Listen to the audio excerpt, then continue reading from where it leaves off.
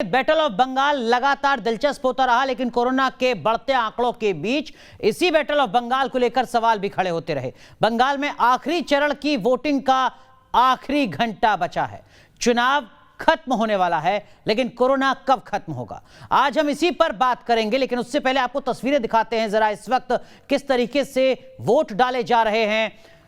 35 कुल सीटें हैं जिसके लिए इस आखिरी चरण में वोट डाले जा रहे हैं। मालदा, मुर्शिदाबाद, बीरभूम, कोलकाता, 4 अलग अलग जगहों की हम तस्वीरें आपको दिखा रहे हैं और हर किसी को इंतजार है अब 2 मई का। 2 मई को दरअसल में नतीजे क्या कुछ आएंगे और सवाल यह भी कि 2 मई को सत्ता कोई भी दल जीत ले, लेकिन क्या देश, क्या समाज को जीतने की कोशिश यहां ईमानदारी से की गई है। यह बंगाल के चुनाव का आखिरी राउंड है जिसकी तस्वीरें हम आपको दिखा रहे हैं। 8 चरणों में पश्चिम बंगाल में विधानसभा के चुनाव हो रहे हैं। आज 8वें चरण के लिए वोट डाला जा रहा है।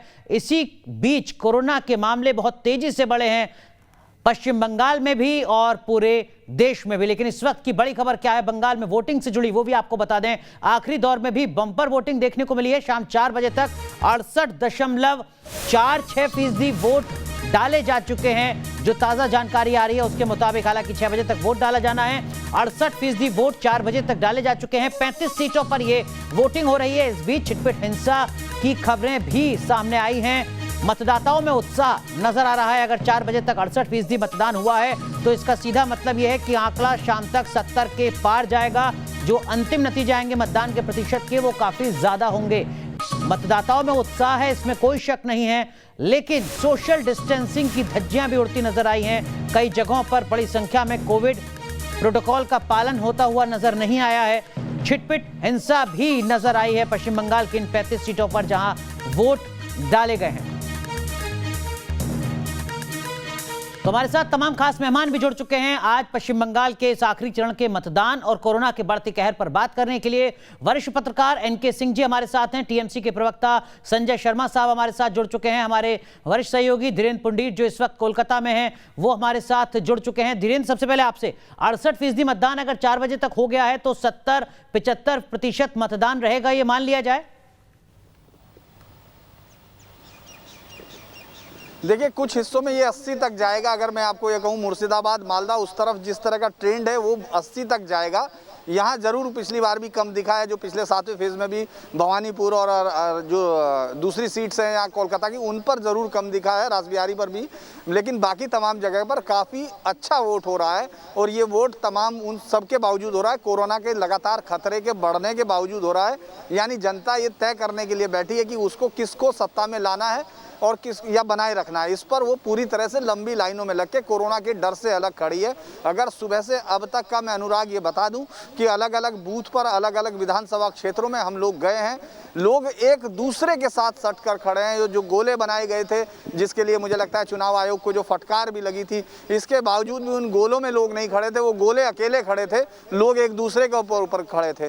तो मुझे लगता है कि ये 2 मई के बाद जो स्थिति होगी उसको लेकर डर लगता है कि क्या वाकई यहाँ भी हम उसी तरह का हाल देखेंगे। लेकिन ये ज़रूर है कि वोट लोग दे रहे हैं, जिसको हम हमेशा कहते रहे कि ये लंबी लाइनें हम लोगों में उत्साह जगाती थी, आज ये लंबी लाइनें थोड़ा सा डर भी जगा रही हैं। अनुराग, संजय शर्मा साहब, मैं कोरोना पर भी आऊंगा, लेकिन उससे पहले अगर 80% भी मतदान होता है 60वें चरण में, इसका सियासी मतलब किस तरीके से आप देखते हैं? ये एक स्वाभाविक औसत है विधानसभा चुनाव में या किसी भी प्रकार के चुनाव में। बंगाल के लोग खुल के भाग लेते हैं और ये हमारी परंपरा ही रही है कि लोकतंत्र के इस महत्वपूर्ण उत्सव में हम लोग भाग लेते हैं और भारी संख्या में मतदान करते हैं। और इसके मतलब जो निकाले जाए, 2 तारीख को जो मतलब निकलेगा वही आगे लेकर जाएगा। ठीक है, तो ये लोकतंत्र का जश्न है जो पश्चिम बंगाल के लोग इस वक्त मना रहे हैं। एनके सिंह सर, थोड़ी दुविधा भी है सर, इसमें कोई शक नहीं है कि लोकतंत्र में पब्लिक की हिस्सेदारी होनी चाहिए।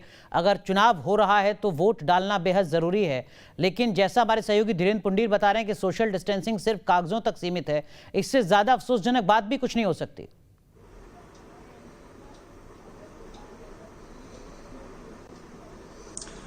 जाने अनजाने में अनुराग, धीरेन्द्र ने एक बहुत बड़ा काव्य का लाइन दे दिया है जो आने वाले दशकों तक लोगों के दिमाग में हो सकता है।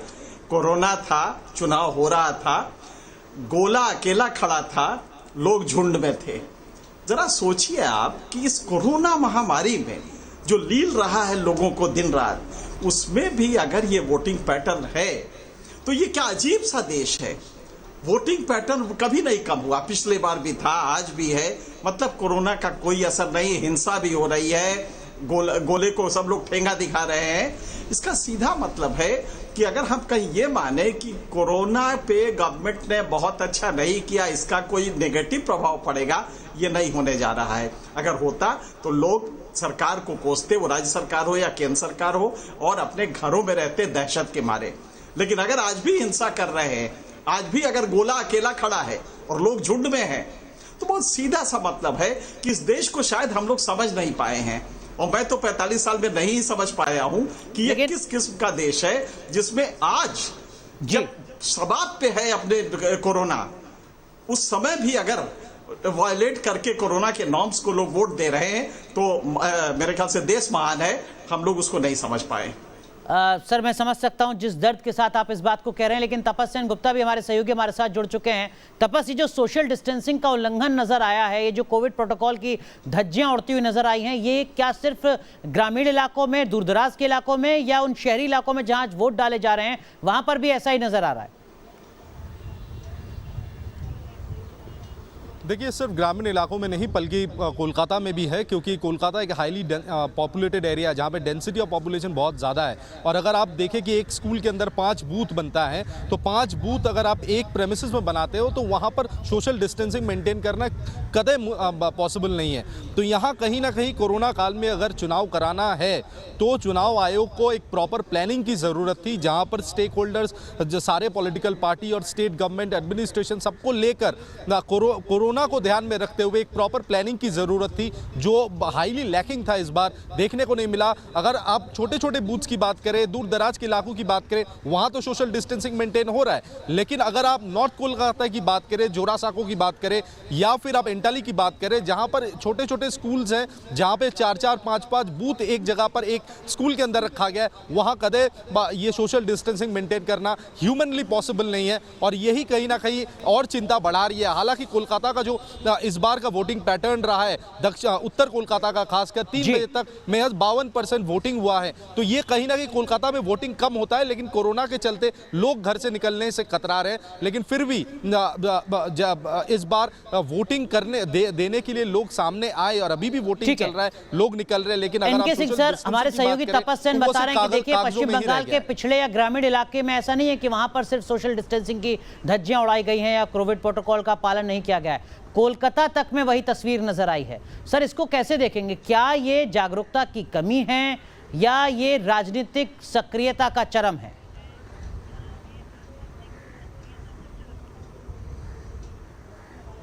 नहीं, राजनीतिक सक्रियता सकारात्मक होती है, अदरवाइज इसको corrupt consciousness of political awakening कहते हैं। अगर ये भ्रष्ट कॉन्शियसनेस है राजनीतिक सक्रियता का, जिसमें उस पार्टी वाले का सपोर्टर उस दूसरे वाले पार्टी के सपोर्टर को जान से को बम फेंक देता है या जान लेता है, तो इसे राजनीतिक सक्रियता नहीं कहते हैं, ये पावर का टसल कहते हैं। और मुझे लगता है कि वहां के समाज में बिध गया है पावर को लेके। अगर ममता आएंगी तो ये वर्ग महफूज रहेगा, अगर बीजेपी आएगी तो वो वर्ग रहेगा। मेरे ख्याल से जो सर्वाइवल इंपरेटिव्स है, स्टेट ने अपने को इस तरह सोसाइटी के साथ वो कर लिया है, नजदीकी कर लिया है कि ये वाला वर्ग है, अगर ये जीत जाता है तो इसकी बल्ले बल्ले है और ये खूब कमाई करेगा, खूब ताकत इसकी होगी, दूसरा वाला वर्ग हार जाएगा। मेरे ख्याल से ये जो प्रोसेस है, ये corrupt side of political consciousness है, जिसको कि मार्क्सवादियों ने भी डेवलप किया। जी बिल्कुल, हमारे साथ अनिला सिंह जी भी जुड़ चुकी हैं, भारतीय जनता पार्टी की प्रवक्ता है। हमारे साथ सुबीर भौमिक साहब भी जुड़ चुके हैं, वरिष्ठ पत्रकार हैं। अनिला जी, मैं आपके पास आऊंगा, उससे पहले सुबीर भौमिक सर, हमारे सहयोगी धीरेन्द्र पुंडीर बता रहे हैं कि देखिए 75 से 80% तक भी मतदान का प्रतिशत रह सकता है पश्चिम बंगाल के उन इलाकों में 35 सीटों पर जहां आज वोट डाले जा रहे हैं। सर, आप तो लगातार नाराजगी जाहिर करते रहे कि 8 चरणों में मतदान नहीं होना चाहिए था, लोगों की जिंदगी का सवाल है। अगर इतनी बड़ी चुनौती के बीच भी मतदान का प्रतिशत 75% है, तो कैसे देखेंगे आप इसे? इतने बड़े संकट के बीच हर 4 में से 3 व्यक्ति घर से बाहर निकल रहे हैं वोट डालने के लिए। डाल रहे हैं, डालेंगे, और ये वजह इसका ये है कि बंगाली अपना पॉलिटिक्स को बहुत सीरियसली लेता है। जिसका जो सर, लेकिन सीरियसली किसको लेना चाहिए इस वक्त, जिंदगी को या पॉलिटिक्स को? अरे सवाल साहब, तो यही है ना आप सर। लोग जबरदस्ती चुनाव थापोगे 8 चरण में, तो 8 चरण में लोग वोट डालेंगे। आप ये क्या चाहते हैं कि लोग घर में बैठे रहेंगे? बिल्कुल वोट डालेंगे, क्योंकि लोग यहाँ समझते हैं कि चुनाव का जो नतीजा है उनके लिए अहमियत रखता है। और इसमें सबसे बड़ी बात तो ये है, लेकिन सुबीर भौमिक सर, थोड़ी सी मेरी आपत्ति है सर, माफ कीजिएगा, मैं आपको रोक रहा हूं। अब तक ये कहा जा रहा था कि जो पॉलिटिकल क्लास है उसने लोगों की जिंदगी को दांव पर लगा दिया है। सर, वोट डालने के लिए तो लोग खुद फैसला कर रहे हैं ना कि वो अपने घर से बाहर निकलेंगे या नहीं निकलेंगे, वोट डालनी है उन्हें या नहीं डालनी है। ये फैसला कौन कर रहा है? अगर 4 में से 3 लोग इस वक्त भी इतने बड़े संकट के बीच में निकल रहे हैं घर से बाहर, तो क्या वाकई जो हम आरोप पॉलिटिकल क्लास पर लगा रहे थे उसका कुछ मतलब रह जाता है क्या सर? बंगाल में जिस वक्त में अंग्रेजों ने गोली चलाया क्विट इंडिया के वक्त, उस वक्त भी लोग निकल के झंडा उठाते रहे हैं। ये जो है, ये जगह अलग जगह है। यहाँ पॉलिटिक्स के लिए लोग जान को दांव पे लगाते हैं, ये जाहिर है, और ये लगाएंगे भी। हमने भी वोट डाला है इतने गड़बड़ के अंदर वैक्सीन। अनिला जी, मैं आपके पास आऊंगा। शर्मा साहब, आप कुछ कहना चाह रहे हैं, लेकिन एनके सिंह सर, बहुत संक्षेप में जो सवाल मैं सुबीर सर से पूछ रहा हूं, क्या वाकई पॉलिटिकल क्लास को हम सवालों के घेरे में खड़ा कर सकते हैं क्या 75% मतदान के बाद?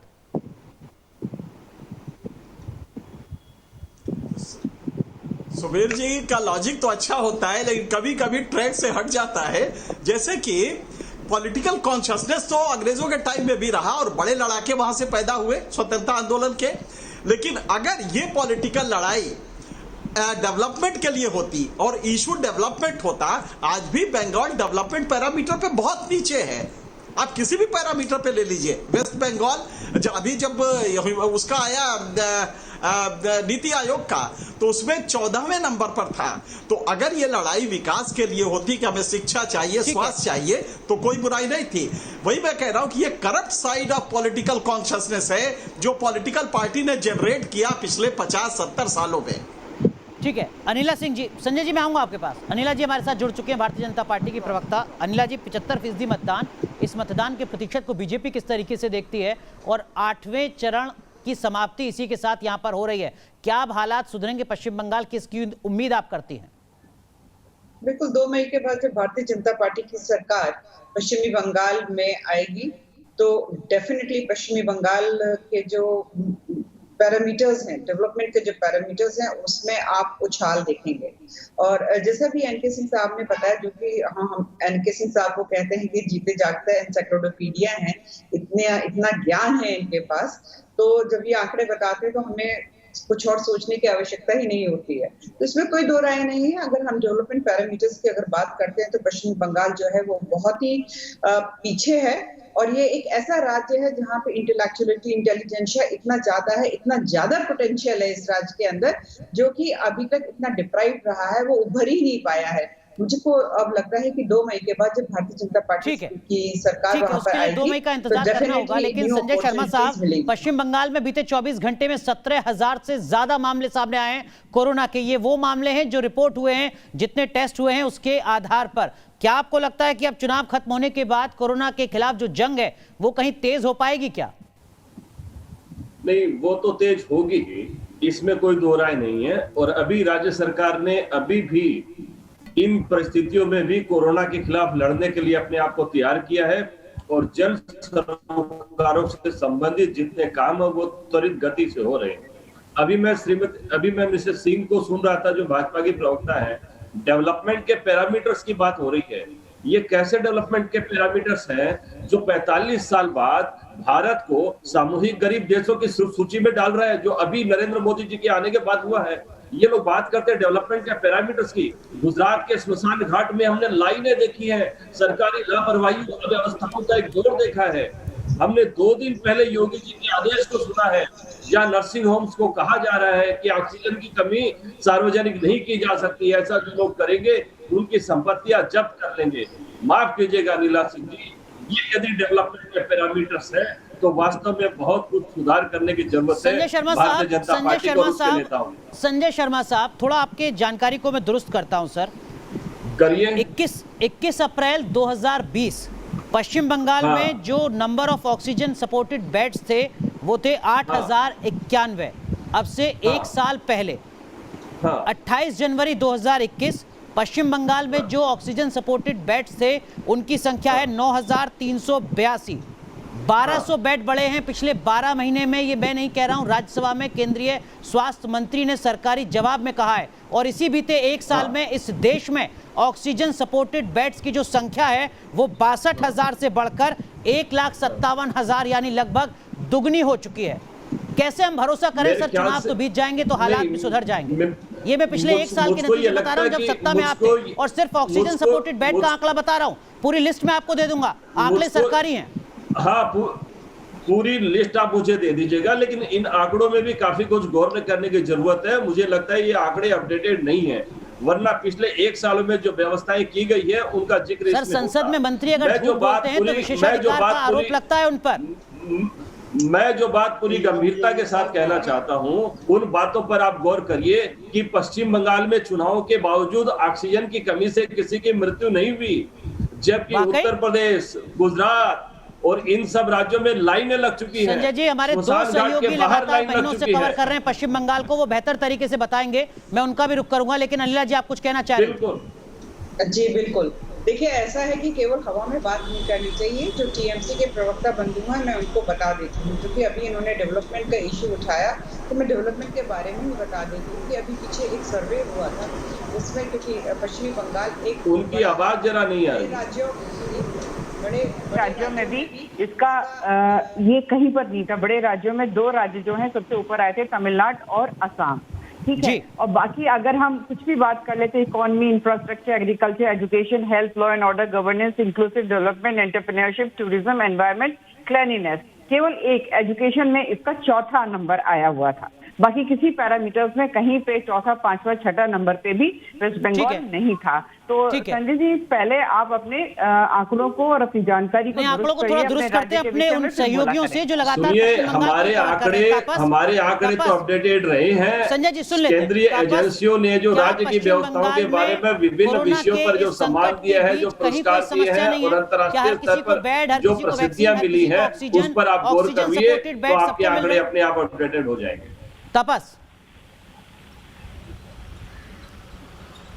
जी देखिए, पश्चिम बंगाल में अगर आप बात करें तो ऑक्सीजन की कमी तो अस्पतालों में नहीं है, लेकिन अस्पतालों में ऑक्सीजन बेड की बहुत ज़्यादा कमी है। मुझे नहीं पता कि कारण क्या है, लेकिन अगर आप किसी कोविड हेल्पलाइन में नंबर पे फ़ोन करते हो, किसी भी अस्पताल में फ़ोन करते हो, आप कोविड नेगेटिव हो, आप अस्पताल में जाते हो, पेशेंट अगर क्रॉनिक ऑक्सीजन डिफिशियंसी से जूझ रहा है, तो अगर उसे ऑक्सीजन देना है, आपको किसी भी, चाहे सरकारी अस्पताल खासकर या फिर प्राइवेट हॉस्पिटल की बात करो, तो वो कहता है कि भाई हम तो ऑक्सीजन इस समय दे नहीं सकते, जब तक इनका आरटीपीसीआर टेस्ट का रिपोर्ट नहीं आ जाता तब तक हम इन्हें ऑक्सीजन नहीं दे सकते, इन्हें साइड में रखो।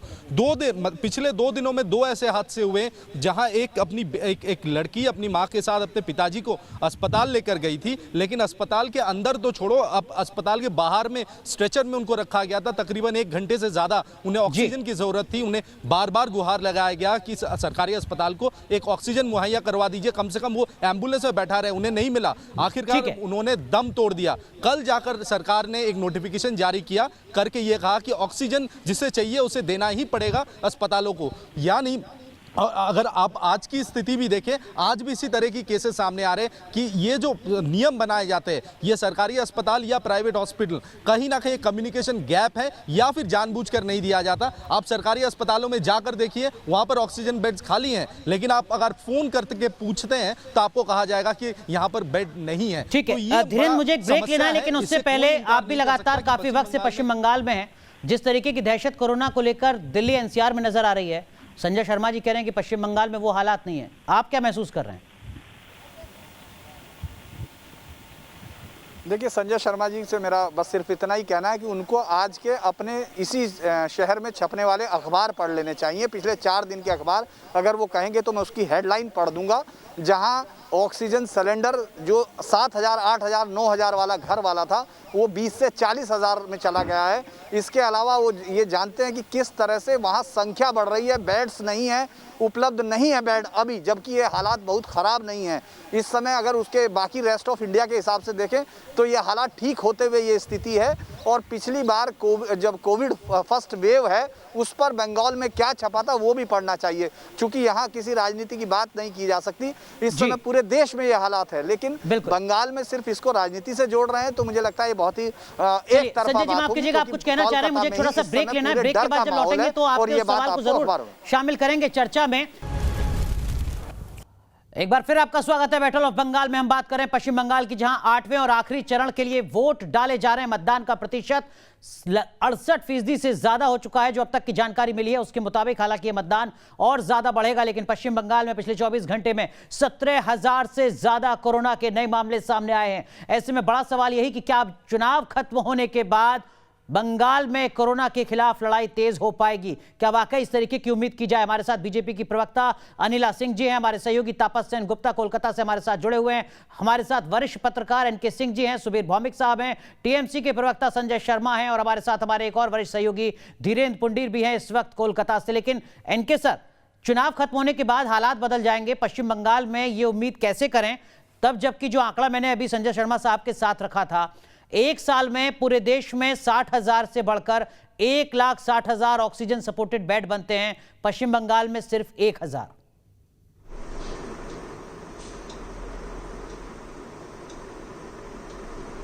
देखिए, एक बात बता दें कि वेस्ट बंगाल की पॉपुलेशन डेंसिटी नेशनल एवरेज से करीब 3 गुना ज्यादा है, तो रिसोर्सेज आपके पास होने चाहिए। पिछले कुछ समय से और खास करके लास्ट ईयर, और ये मैं फाइनेंस कमीशन के रिपोर्ट के फिगर बता रहा हूं, पूरे कंट्री में जो इन्वेस्टमेंट आया, एफडीआई आया और बाकी इन्वेस्टमेंट आए, सिर्फ 1% उसका वेस्ट बंगाल में आया है। माहौल बहुत अच्छा नहीं था। लेकिन एक बात बता दें, खान पान के स्तर पे अगर आप देखेंगे तो नेशनल एवरेज से कई पैरामीटर पे वेस्ट बंगाल बेहतर रहा है। जैसे लिटरेसी में रहा है, चाइल्ड हेल्थ केयर लेंगे अगर आप तो स्टंटिंग में, वेस्टिंग में, इसमें बहुत अच्छा रहा है। लेकिन जहां खतरा है वो ये है कि वेस्ट बंगाल ने कर्ज बहुत ले रखा है, लिहाजा डेवलपमेंट के लिए पैसे नहीं। आप जो ये बता रहे हैं बेड का किस्सा, एग्जैक्टली यही है कि आपके पास डेवलपमेंट के लिए इस समय पैसे नहीं, और बाहर से पैसे आ नहीं रहे हैं, इसलिए वेस्ट बंगाल की स्थिति बहुत अच्छी नहीं है। जहां तक इसका सवाल है, जब ये चुनाव खत्म हो जाएगा तो सरकार कोई भी आए, एक बात है, आप जो ये बैटल ऑफ बंगाल करते हैं आपको फिर से एक बार करना पड़ेगा, क्योंकि रियल बैटल उसके बाद शुरू होगा और वो सोशल लेवल पे होगा। मारकाट, हत्याएं ये लगातार बनती रहेंगी। तो ये है उसका सोशल स्ट्रक्चर जो पॉलिटिक्स के साथ मिलके क्रिमिनलाइज हो जाता है, करप्ट हो जाता है। ये है असली बंगाल। संजय जी, आप कुछ कहना चाह रहे हैं? मेरा अगला सवाल मैं पूछूं आपसे, उससे पहले आप जो कहना चाह रहे हैं वो कह लीजिए अपनी बात। ये मैं अभी सिंह साहब को सुन रहा था, इनकी टिप्पणियां दुर्भाग्यपूर्ण है। जैसा ये बंगाल के बारे में कह रहे हैं कि वैसा बंगाल है नहीं, और बंगाल के बारे में ऐसा कहने से पहले जिन राज्यों में भारतीय जनता पार्टी का शासन है उन राज्यों की तरफ भी हमें देखना चाहिए, तब पता लगेगा कि हम लोग कहीं अच्छे पश्चिम बंगाल वैसा कैसे नहीं है वो आप बता दीजिए। बाकी राज्यों की जिम्मेदारी छोड़ देते हैं बाकी राज्यों के प्रवक्ताओं पर। हाँ, नहीं, पश्चिम बंगाल बेटर क्यों नहीं है? पश्चिम बंगाल के सामाजिक हालात बहुत अच्छे हैं। या इनकी इतनी प्ररोचनाओं के बावजूद भी यहाँ न तो दंगे हुए हैं, न कोई ऐसी बात हुई है। यहाँ सर्वधर्म समभाव का शासन है, सभी लोग मिलकर रहते हैं और राज्य में शांति है, कानून व्यवस्था की स्थिति एकदम ठीक है। हेडलाइंस नहीं पढ़ी, आज भी हमने बमबाजी की खबरें चलाई हैं। वो पश्चिम बंगाल ही है, कोई और अलग से उपग्रह नहीं। ये 8 चरण में, सुनिए, 8 चरण में चुनाव हुए हैं, तो जितना हल्ला किया जा रहा था, क्या उतनी हिंसा हुई है बंगाल में? जितना एक सारे देश में होता है क्या? एक पखेड़ा नहीं, कोई पैमाने की बात नहीं है, कोई पैमाने की बात नहीं है। लेकिन हम क्या कह रहे हैं, नहीं, हम क्या कह रहे थे, बंगाल के चुनाव को लेकर हमने कितनी व्यापक हिंसा की परिकल्पना मीडिया के लोगों ने दिखाई थी, लेकिन जमीनी वास्तव में यथार्थ के धरातल पर इन सब हमने क्या देखा? बहुत कम हिंसा, जो भी हिंसा हुई है दुर्भाग्यपूर्ण है, लेकिन बहुत कम हिंसा हुई है। मोर ओवर शांतिपूर्ण चुनाव से हम लोग निकले हैं और आगामी 2 तारीख को जनता का स्वागत करना चाहिए 8 चरण के मतदान का। 8 चरण के मतदान का स्वागत करने की स्थिति आज की डेट में आप कैसे कह सकते हैं? ये बात मेरी समझ से तय कीजिए, सुरक्षा एजेंसी और चुनाव आयोग की तारीफ करनी है या आलोचना? नहीं, 8 चरण के चुनाव के लिए चुनाव आयोग की आलोचना मैं तो क्या खुद भारत की अदालतें कर चुकी है, चाहे मद्रास हाई कोर्ट हो, चाहे कलकत्ता हाई कोर्ट हो, ऐसे निर्णय आ चुके हैं और उन्होंने आलोचना की है। ये चुनाव को बेवजह लेंड आपको लगता है कि चुनाव तो निपट गया, लेकिन अब जो तस्वीर सामने आने वाली है वो बहुत ज्यादा डरावनी है। इन 8 चरणों में पश्चिम बंगाल ने बहुत कुछ देखा है। 17,000 नए मामले आज, कई उम्मीदवारों का कोरोना पॉजिटिव होना, कई उम्मीदवारों की जान जाना, हिंसा और इस पूरी चुनावी रैली के चलते और तमाम लोगों की जाने जाना। एक चीज मैं संजय शर्मा साहब को सपोर्ट करूंगा कि जितना हवा ये उठाया गया था कि बंगाल कश्मीर बन रहा है, वो सब तो हुआ नहीं है। जितना हिंसा हुआ है बंगाल की, इससे पहले भी चुनाव में इसी तरह की हिंसा हुई है। जहां तक आप सेंट्रल फोर्सेस की सवाल उठाते हैं, सेंट्रल फोर्सेस का आना आवश्यक है, बट हम इतना ही कहते रहे हैं कि 8 चरण का जरूरी नहीं था, क्योंकि असम से जो सेंट्रल फोर्स 3 चरण के बाद फ्री हो गए थे, उनको लगा के 4 से 5 चरण में ये किया जा सकता था। ये दूसरा कोई कारण से 8 चरण खींचा गया है एक, और उससे उसका एक इफेक्ट कोरोना के ऊपर जरूर है, ये आप कह नहीं। तीसरी चीज में 1-2 चीज कहूंगा बहुत संक्षेप में। एक ये है कि सिंह साहब को मैं काफी रिस्पेक्ट करता हूं, बट सिंह साहब ने जो कहा ना, मैं उनको एक ही चीज याद दिलाऊंगा कि क्या होना चाहिए डेवलपमेंट का बात ये नहीं, जमीनी हकीकत क्या है हम उसका जिक्र करें। बंगाली अपना पॉलिटिक्स सीरियसली लेता है, जो तृणमूल करता है वो भी सीरियसली लेता है, जो लेफ्ट करता है वो सीरियसली लेता है, जो आज के तारीख में भाजपा है वो भी अपना पॉलिटिक्स को बहुत ही सीरियसली लेता है। और सर, लेकिन सवाल इसलिए था कि सीरियसनेस हो गया है, सब घर बैठ जाओ, प्राथमिकता में या गंभीरता में क्या होना चाहिए इस वक्त, सियासत या लोगों की जिंदगी? बुनियादी सवाल ये था।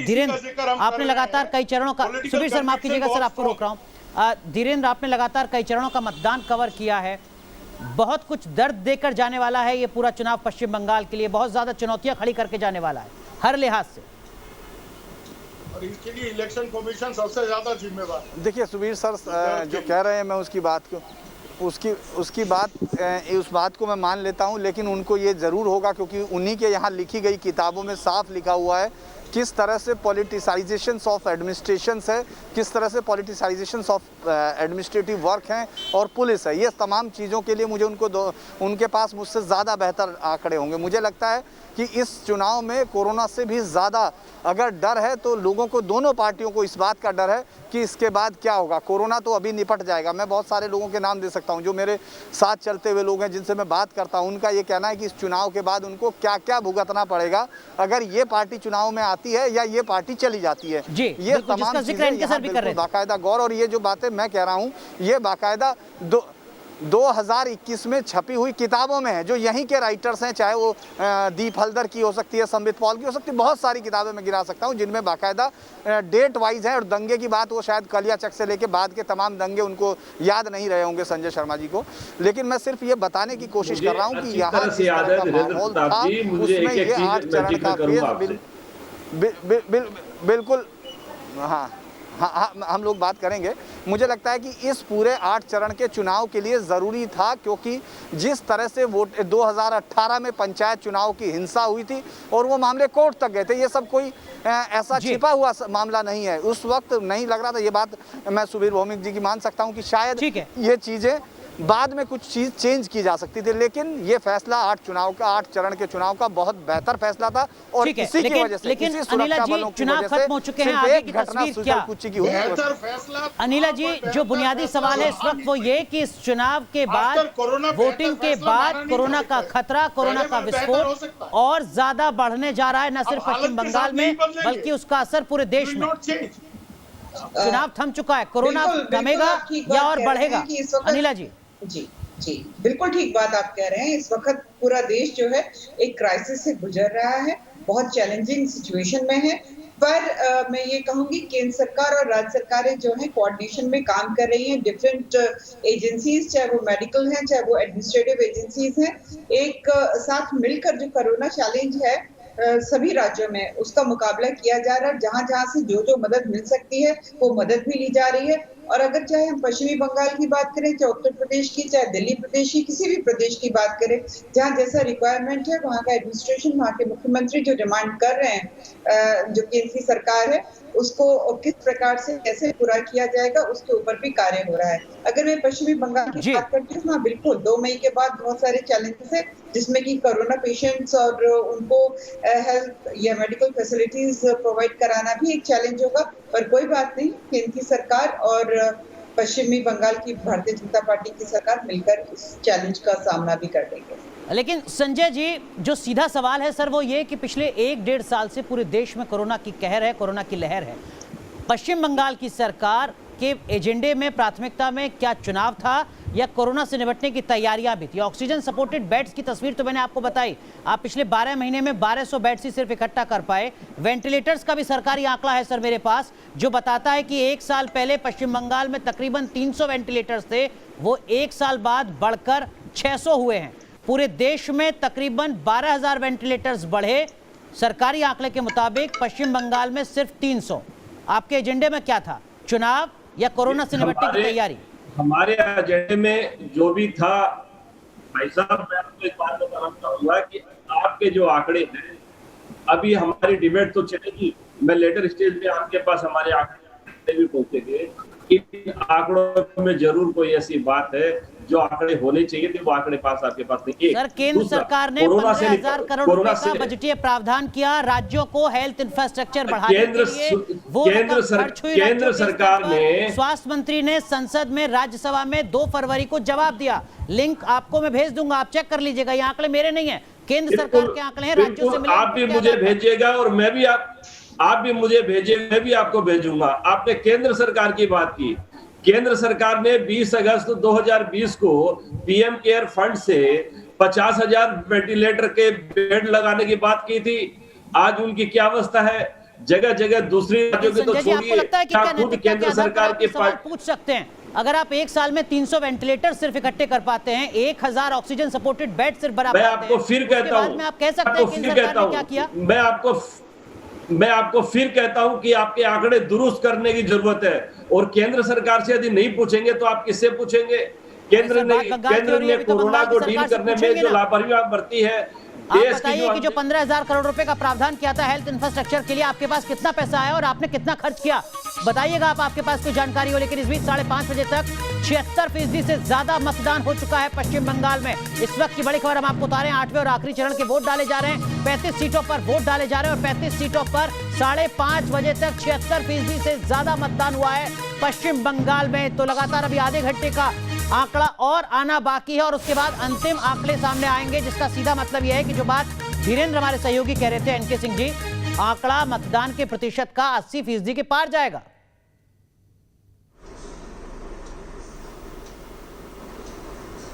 बिल्कुल सही असेसमेंट था धीरेन्द्र का, चूंकि सवेरे से देख रहे हैं और हर फेज देखा है उन्होंने, तो बिल्कुल सही है। असेसमेंट प्रोजेक्शन फिगर से होता है कि किस कालखंड में कितना रहा है, और ये हम लोग भी जब फील्ड में जाते थे तो एक असेसमेंट हो जाता था। बिल्कुल सही कह रहे हैं कि 80% होगा और ये एक अद्भुत चीज होगी।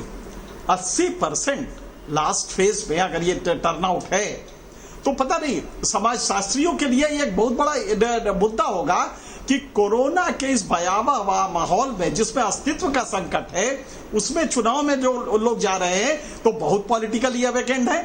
अगर ये अवेकेंड है तो वेस्ट बंगाल आज दुनिया के मैप, भारत के मैप पे 14वें नंबर पे विकास में क्यों है? एसडीजी का जो अगर आप लिस्ट देखेंगे जो नीति आयोग ने रिलीज किया है, उसमें 14वें नंबर पे है। और ये आज 8वें चरण में 80% मतदान, मतदाताओं के जहन में क्या कोरोना मुद्दा रहा है? कोरोना को लेकर सरकारों की लापरवाही मुद्दा रहा है? कोरोना को लेकर सरकारों का बेहतर मैनेजमेंट मुद्दा रहा है? क्या 80% मतदान में कोरोना कहीं नजर आता है आपको?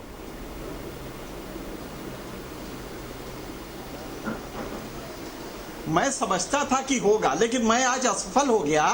अगर आज के फेज में 80% है तो मेरी ये गलती मानी, अज्ञानता मानी जाएगी कि हम वेस्ट बंगाल के समाज के इस चरित्र को नहीं समझ पाए कि अगर वो कोरोना से भयातुर है तो सरकार से नाराज होना चाहिए। सरकार से नाराज होगा तो किस सरकार से होगा, केंद्र से या राज्य से?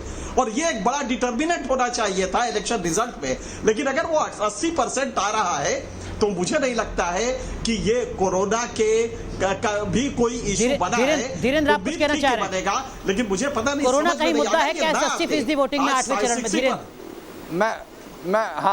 सुबीर सर आता हूं मैं आपके पास, आप मुस्कुरा रहे हैं। हाँ, मैं ये बताना चाहूँगा, शायद उसको सुबीर सर मुझे, हाँ मैं सुबीर सर से ही इस बात को शायद मैं तायद करने की कोशिश करूंगा। सुबीर सर इस पर बताएंगे, क्योंकि यहाँ जब मैंने 7वें फेज में इस पर देखा एक के साथ एक खड़े हुए लोग हैं, तो मैंने उनसे जानने की कोशिश की। इस पर मैं फिर माफ़ी मांगते हुए सुबीर सर से ही कहूँगा कि वही क्लैरिटी देंगे। उन्होंने साफ कहा कि यहाँ इस समय मुद्दा कोरोना ही है, लेकिन इसलिए कि आखिर किस पार्टी, क्योंकि यहाँ जिस तरह मैंने कहा था एडमिनिस्ट्रेटिव पॉलिटिसाइजेशन है, यानी पार्टी के लोग ये तय करते हैं, ये बात लगातार छपी हुई बातें हैं, ये लगातार देखी हुई बातें हैं, वो तय करते हैं किसको सरकारी फ़ायदा मिलेगा, किसको सरकारी योजना का लाभ मिलेगा, कौन लोग कहाँ तक जाएंगे। ये बात कोरोना में किसको दवाइयाँ मिलेंगी, किसको बेड मिलेगा, किसको ऑक्सीजन बेड मिल सकता है, ये बातें वहाँ तक जाएंगी।